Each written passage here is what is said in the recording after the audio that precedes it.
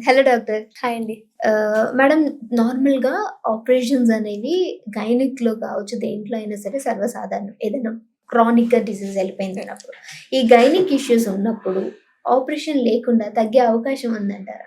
Definitely అండి. హ్మ్. చాలా తగ్గొచ్చు అసలు. ఎప్పుడు సర్జరీకెళ్ళాలి, ఎప్పుడు సర్జరీకెళ్ళాల్సిన అవసరం లేదని తెలిసినట్టయితే హ్మ్. చాలా గైనకాలజీ ప్రాబ్లమ్స్ ఈజీగా రిజాల్వ్ అవుతూ ఉంటాయి. ఓకే. ఇంగా ఇలాంటి వాటిలో హోమియోపతి అనేది ఎఫెక్టివ్‌గా వర్క్ అవుతుంది. హోమియోపతి అంటేనే నాన్ సర్జికల్ ట్రీట్మెంట్ అని. అంటే పెయిన్‌లెస్ ట్రీట్మెంట్ అని. హ్మ్. సపోజ్ గైనిక్ ప్రాబ్లమ్స్ ఏముంటాయి వాళ్ళకి? హ్మ్. గర్భాశయం ఫైబ్రాయిడ్స్ అంటాం. అంటే గర్భాశయంలో గడ్డలు రావడం. హ్మ్. దీనికి ఏం చేస్తారు అందరూ భయపడిపోయి వెంటనే సర్జరీస్‌కెళ్తుంటారు. ఈవెన్ 30, 40 ఇయర్స్‌లోనే సర్జరీకెళ్లారనుకోండి వాళ్ళకి. ఆ సర్జరీ తర్వాత మళ్ళీ సేమ్ ఫైబర్స్ మళ్ళీ వస్తాయి వాళ్ళకి. అదే సైట్‌లో రావచ్చు. లేదంటే ఓకే. పక్కన రావచ్చు. పక్కన రావచ్చు. మల్టిపుల్‌గా రావచ్చు. ఇలా ఉంటాయి.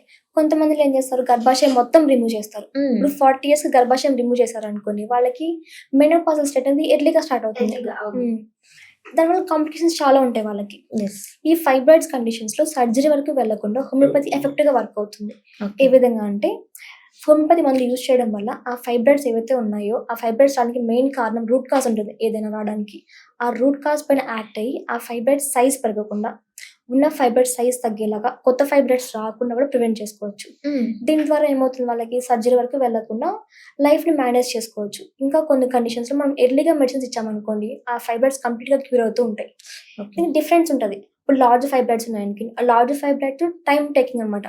ఈ టైంలో మనం ఏం చేస్తాం మేనేజ్‌మెంట్ మాత్రమే అందించగలుగుతాం. హ్మ్. వాళ్ళకేదైనా పీరియడ్ ప్రాబ్లమ్స్ ఏదైనా ఉన్నా, ఆ పీరియడ్ ప్రాబ్లమ్స్ బేస్ చేసుకొని మెడిసిన్స్ ఇవ్వడం జరుగుతుంది. ఓకే. ఒకవేళ ఫైబ్రాయిడ్ సైజ్ చిన్నగా ఉన్నాయనుకోండి, ఆ చిన్న ఫైబ్రాయిడ్స్‌ని కంప్లీట్‌గా రిమూవ్ అయ్యేలాగా, కంప్లీట్‌గా సర్జరీ వరకు లేకుండా కంప్లీట్ క్యూర్ ఇవ్వచ్చు మనం. ఆ హ్మ్. ఫైబ్రాయిడ్స్ మళ్ళీ మళ్ళీ రాకుండా కూడా ప్రివెంట్ చేసుకోవచ్చు. ఓకే. ఇదొకలాగుంటుంది. ఇంకా మెయిన్‌గా ఏముంటుంది గైనకాలజికల్ ప్రాబ్లమ్స్ అంటే పీసీఓఎస్. ఈ పీసీఓఎస్ చాలా కామన్‌గా అయిపోయింది. ప్రతి 10 మందిలో ఈవెన్ 8 మెంబర్స్ కూడా పీసీఓఎస్ చూస్తున్నాం. కామన్‌గా అవును. ఉంటుంది. హ్మ్. కొంతమందికి ఇది పీసీఓఎస్ అని తెలియకుండానే ఉంటుంది వాళ్ళ బాడీలో. అవును.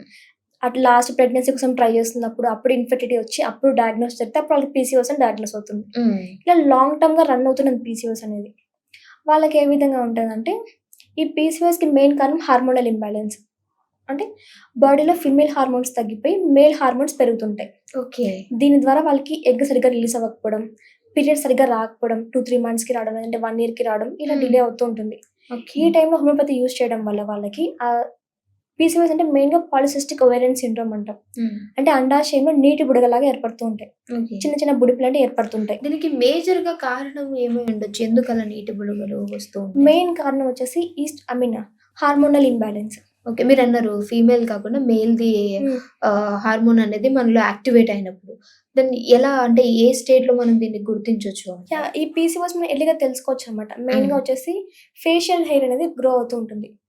ఓకే. మగవారికి ఎలా వస్తుందో బియర్డ్ లాగా అట్లా, ఫీమేల్స్ కూడా బియర్డ్ టైప్‌లో వస్తుంది. ఇంకా హ్మ్. వాళ్ళకి హెయిర్ ఫాల్ ఎక్కువగా ఉంటుంది. ఓకే. ఎక్సెసివ్‌గా హెయిర్ ఫాల్ రావడం. మేల్ ప్యాటర్న్ లాగా బాల్‌నెస్ వస్తుంది తలలో.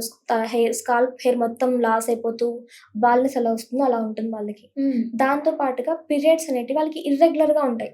హ్మ్. ఈ పీసీఓఎస్ అంటే అందరూ కేవలం ఇర్రెగ్యులర్ పీరియడ్స్ అని కామన్‌గా అనుకుంటారు. బట్ ఇర్రెగ్యులారిటీస్‌తో పాటు కొన్ని రెగ్యులర్ పీరియడ్స్ కూడా కామన్‌గా ఉంటాయి. ఈ రెగ్యులర్ ఓకే. పీరియడ్స్‌లో ఏముంటాయంటే ఎగ్ కరెక్ట్‌గా రిలీజ్ అవ్వదు వాళ్ళకి. హ్మ్. కానీ పీరియడ్స్ కంటిన్యూ అవుతూనే ఉంటాయి. ఓకే. ఇంకా అప్పుడు అందులో చేంజ్ ఎలా కనుక్కోవచ్చు మేము? అందులో మనం సడెన్‌గా బరువు పెరగడం, హ్మ్. తక్కువ బ్లీడింగ్ అవ్వడం, లేదంటే మన బాడీలో హార్మోన్ చేంజెస్ వచ్చేసి వెంటనే వెంటనే ఏదికైనా రియాక్ట్ అవ్వలేకపోవడం, యాంగ్జైటీ రావడం, లేదంటే స్ట్రెస్‌ఫుల్‌గా ఫీల్ అవ్వడం, డిప్రెషన్స్ ఇలాంటివన్నీ చూస్తుంటాం. ఈ ఓకే. పీసీఓఎస్ అంటే కేవలం గైనిక్ ప్రాబ్లమే కాదు. ఇది లైఫ్ స్టైల్ డిసార్డర్ అనమాట. అంటే హ్మ్. ఇంకా చాలా ప్రాబ్లమ్స్ కలిసుంటాయి. మెటబాలిక్ సింప్టమ్స్ అంటాం. హ్మ్. ఇన్సులిన్ రెసిస్టెన్స్ వచ్చి వాళ్ళకి ఒబేసిటీ కూడా వస్తుంది పీసీఓఎస్ వల్ల.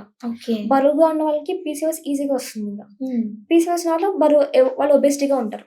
ఇంటర్‌లింక్ అయి ఉంటాయి రెండిటికి హ్మ్. ఇంకా. ఏమైనా స్కిన్ చేంజెస్ లాంటివి జరుగుతూ ఉంటాయా? డెఫినైట్‌లీ అండి. ఈ ఓకే. పీసీఓఎస్ ఉన్న వాళ్ళ స్కిన్ అనేది డార్క్‌గా అయిపోతుంది. హ్మ్.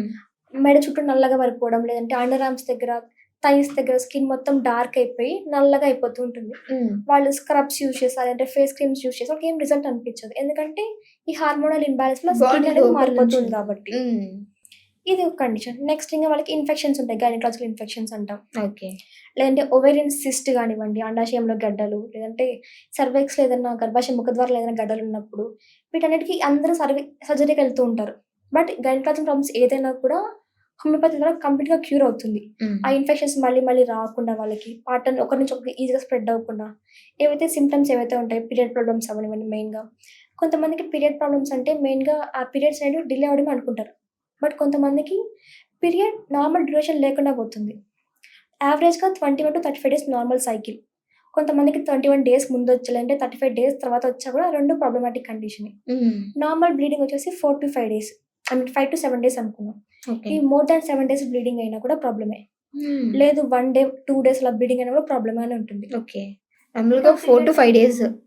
ఇంకా ఈ పీరియడ్ టైమ్‌లో పెద్ద పెద్ద క్లాట్స్ ఏదైనా పడుతున్నా, కలర్ డిశ్చార్జ్ మారుతున్నా, లేదంటే వైట్ డిశ్చార్జ్ ఎక్కువవుతున్నా కూడా ఇలావన్నీ గైనకాలజికల్ ప్రాబ్లమ్సే అంటాం. ఓకే. ఈ ప్రాబ్లమ్స్ అన్నిటికి సర్జరీ లేకుండా ఎఫెక్టివ్‌గా హోమియోపతి యాక్ట్ అవుతుంది. ఓకే. ఆ ప్రాబ్లమ్ మళ్ళీ మళ్ళీ రాకుండా కంప్లీట్‌గా క్యూర్ చేసుకోవచ్చు వాళ్ళు. ఓకే. సో, ఈ అన్నిటికి ఇష్యూస్ డెఫినిట్‌గా మనం నేచురల్‌గా తగ్గించుకోవాలంటే హోమియోపతి ఈస్ ద బెస్ట్ మనం చూజ్ యాహ్! చేసుకోవచ్చు. Thank you so much doctor. మంచి ఇన్ఫర్మేషన్ ఇచ్చారు.